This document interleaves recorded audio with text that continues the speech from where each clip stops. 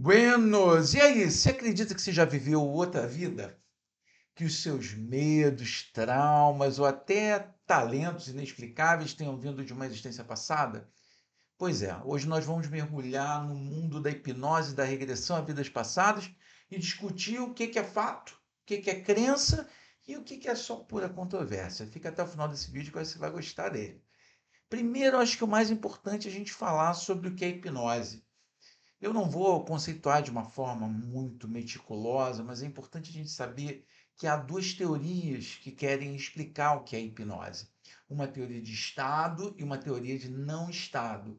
O que é importante para a gente saber o que é esse tal estado, e quando se fala em estado, é estado alterado de consciência. Então, para a teoria de estado, eles pensam que a hipnose seria um estado alterado de consciência, teoria de não estado, ao contrário, não haveria aí uma alteração desse estado de consciência e haveria só um hiperfoco, uma hiperatenção. Eu sou mais simpático à segunda corrente, mas acabam as duas meio que se mesclando também em determinados fenômenos, né? Meio como você tentar conceituar a memória. A memória pode ter vários conceitos a depender da perspectiva que você coloca. Então, acho que vale a gente pegar e só entender que a hipnose, nesse momento, a mente fica muito mais focada e receptiva a receber sugestões. Então, ela é usada para tratar dores, para tratar vícios, fobias e para acessar memórias profundas. Passando da hipnose, a gente vê o que é regressão. Porque para a hipnoterapia, a regressão hipnótica, ela busca levar a pessoa de volta a memórias reprimidas, conforme Freud dizia. Geralmente vão ali até a infância, mas há quem vá além, muito além. E aí a gente começa a falar sobre a regressão de vidas passadas. Aqui é a parte mais controversa, que é a chamada regressão a vidas passadas. Muitos profissionais trabalham, colocam isso como o grande carro-chefe de seus trabalhos, que, pelo menos para o meu dia a dia, se tornou-se algo muito comum e só mais uma ferramenta, mais um acesso à, à origem, né, de traumas e à origem de determinados fatos que sejam relevantes. Mas eu acho que é importante colocar porque, apesar de ser algo do dia a dia, é bastante poderoso e igualmente controverso. Por isso, para não entrar nas controvérsias, eu não fico muito falando, vamos fazer regressão a vidas passadas, porque muitas vezes o cliente não vai para vidas passadas, e aí você vai explicar o quê? Quando a gente fala em regressão a vidas passadas, a técnica que nós utilizamos é parecida, só que o conteúdo acessado ele parece vir de outra existência, outra época, outro corpo, outro nome. E aí a primeira coisa que a gente percebe é que você vai precisar lidar com crenças. Para o hipnoterapeuta é importante que ele seja neutro, acreditando ele em reencarnação ou não, porque, no mínimo, é a mente criando uma metáfora para se autorregular, para se autocurar. E está tudo bem. Para quem acredita em reencarnação, muito tranquilamente você aceita essa regressão a vidas passadas. Mas o mais importante é que o profissional não se posicione, né? O que é, eu acredito, eu não acredito, não importa se você acredita ou não. O que importa é o fenômeno que está acontecendo naquele momento com o seu cliente e, ao chegar a vidas passadas, você conseguir manejar aquilo rumo ao foco do verdadeiro problema, do problema que levou o paciente até você. Eu tenho alguns relatos assim de regressão a vidas passadas, desde mulheres que viveram na Idade Média e foram queimadas como bruxas, até mulheres que viviam num, num período bastante longínquo, onde ela se via num, num piso de chão laranja, fazendo parte de uma tribo, talvez uma espécie de índia ou curandeira, e começou também a falar a linguagem da tribo e etc. E depois a cliente foi buscar, pesquisar para saber por onde ela poderia ter andado em vidas passadas. E o mais importante é que, naquela dinâmica, ela conseguiu encontrar várias razões para sentir e se comportar do jeito que sentia e se comportava à época. Então, é algo poderosíssimo.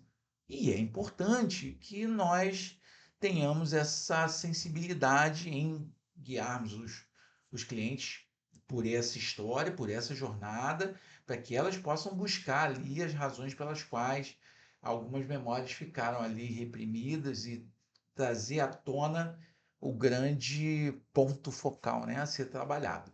Muito bem. E aí a ciência, né, o que ela diz?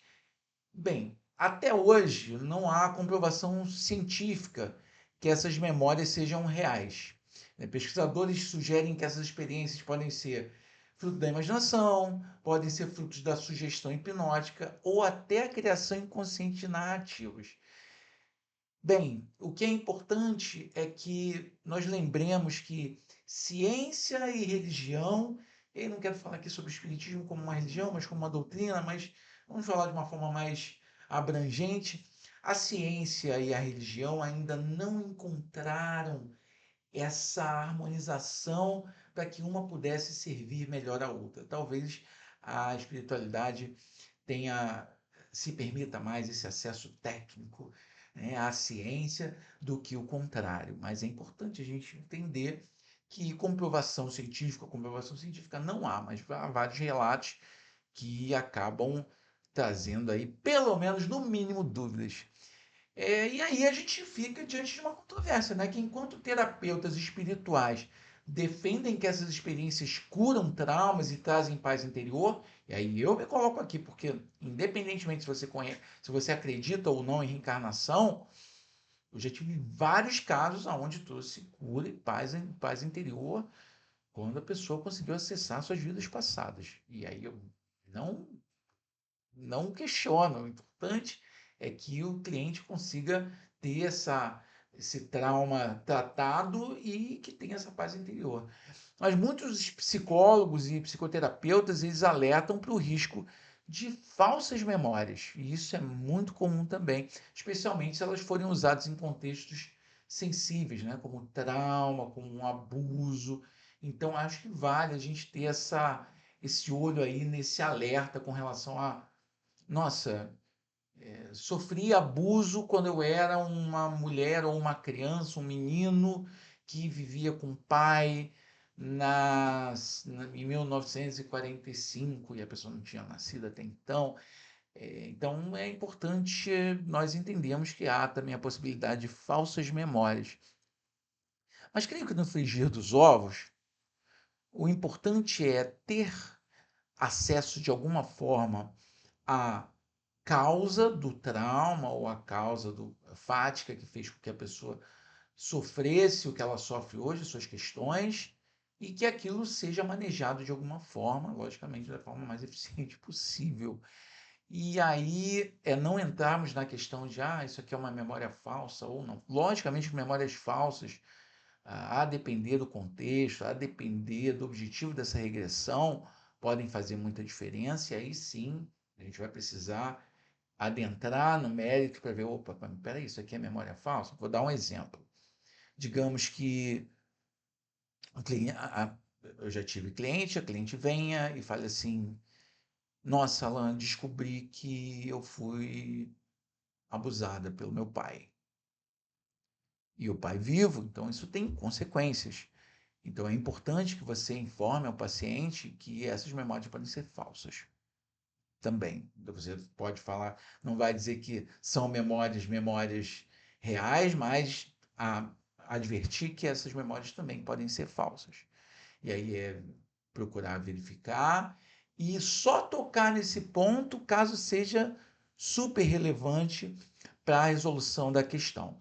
Então, a hipnose ela é utilizada principalmente para o acesso, e aí volto ali, antes da gente falar em regressão a vidas passadas, eu volto ao acesso ao evento traumático e os seus desdobramentos. Então, é importante a gente ficar bastante de olho e atentos com relação às memórias falsas. Eu acho que É bem importante a gente estar de olho aí nisso e a responsabilidade com relação a essa regressão. Mas a regressão a vidas passadas é potentíssima.